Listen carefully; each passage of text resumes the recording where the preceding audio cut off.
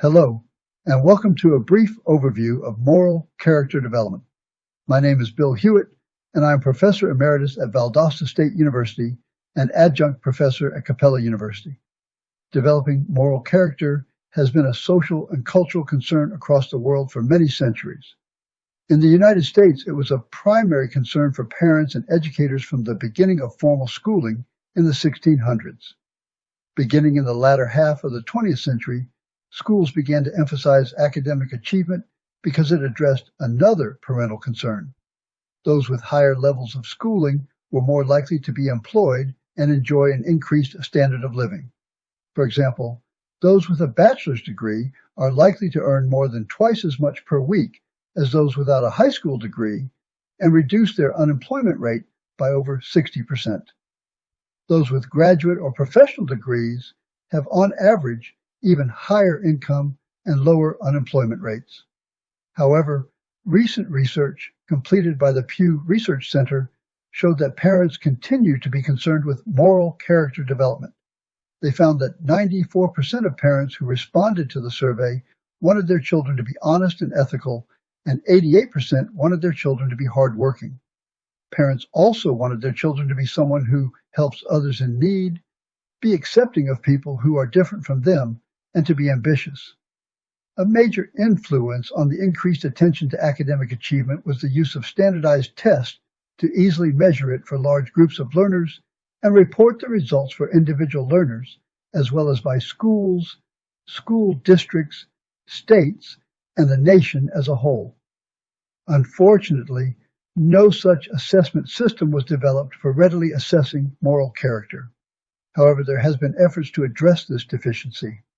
The work of researchers such as James Rest, Darcia Narvaez, and Muriel Bebeau is most in line with the multiple domain approach used in the Brilliant Star framework.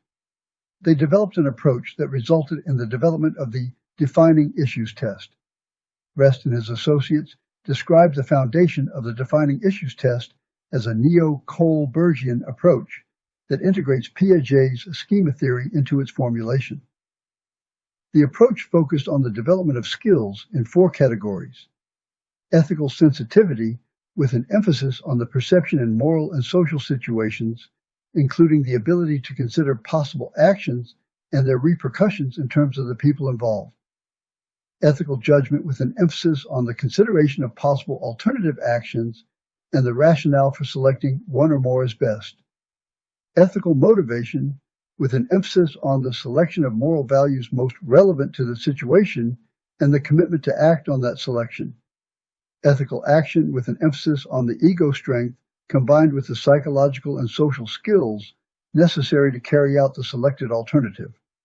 More importantly, they developed instruments for assessing these skills and curriculum that can be used by schools to facilitate their development. Bebeau presented an overview of the model and its contribution to professional education, while Thoma then provided an overview of the several decades of research on the Defining Issues test, and Drake and his colleagues described how the instrument can be used to impact curriculum development. Most recently, Gunn-Gordoo and her colleagues provided norms for the second version of the Defining Issues test. As stated previously, the Defining Issues test addresses 4 components. The measure for ethical sensitivity addresses such issues as care for others and the ability to share emotions, examining biases and prejudices, and understanding consequences of one's actions.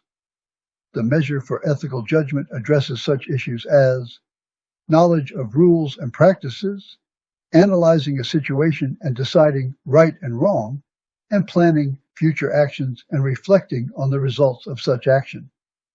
The measure for ethical motivation addresses such issues as valuing social structures, respecting others, and valuing responsible behavior and integrity. The measure for ethical action addresses such issues as communicating well, demonstrating courage and perseverance, and working hard and acting assertively. Another method for assessing moral character is to keep a record of artifacts as the learner matures and organize them in an electronic portfolio that can follow the person through various stages of development. For example, in this electronic portfolio, the learner recorded activities in each of the categories as she developed from elementary grades through to high school. She recorded artifacts related to moral character development using the Copper to Gold framework developed by the Maxwell World Citizenship Program. At the Copper level, that focuses on raising individual awareness and participating in home and school activities, the learner received an Outstanding Citizenship Award in first grade and participated in a service project. At the Bronze level, that focuses on the school community and participation in ongoing activities, she served as a volunteer for Habitat for Humanity and the local food bank. At the Silver level, with a focus on designing and conducting activities for the surrounding community, she was selected as group leader for Managing Pressures Before Marriage, an abstinence before marriage education program for 8th grade students. Finally, at the Gold level, with a focus on providing leadership for individual and group activities, the learner was a member of the Food Bank Advisory Group and then served as its president during her senior year. She also received the Georgia Secretary of State Award for Citizenship. A primary benefit of this type of assessment is that it is relatively easy to observe changes in different aspects of moral character as they are developed over time. As important as it is to have a framework for character development and methods by which character development can be assessed, it is just as important to implement an effective approach to developing moral character.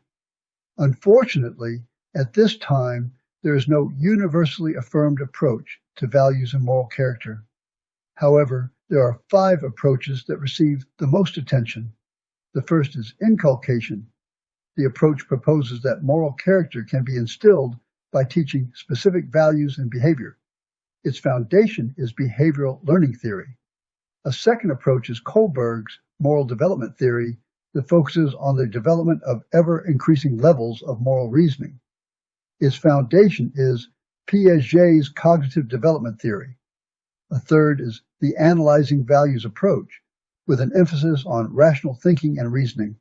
Its foundation is primarily philosophers, such as Michael Scriven. A fourth is the values clarification approach that focuses on identifying personal values and emotional awareness.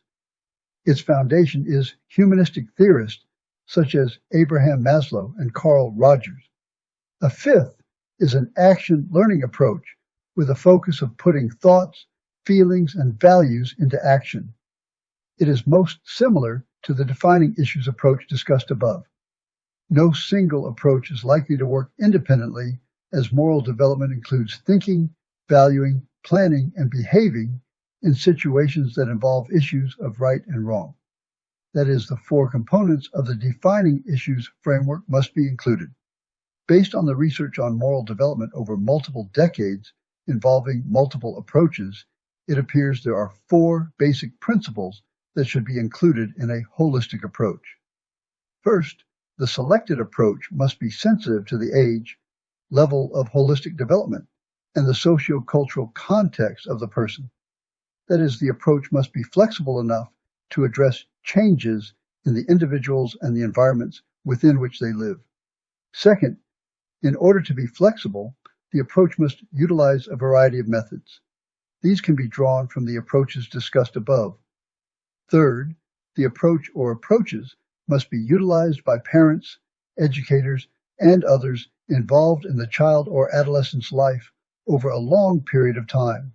Habits of thinking, feeling, planning, and action must be developed, and that simply takes time. There is no shortcut to their development.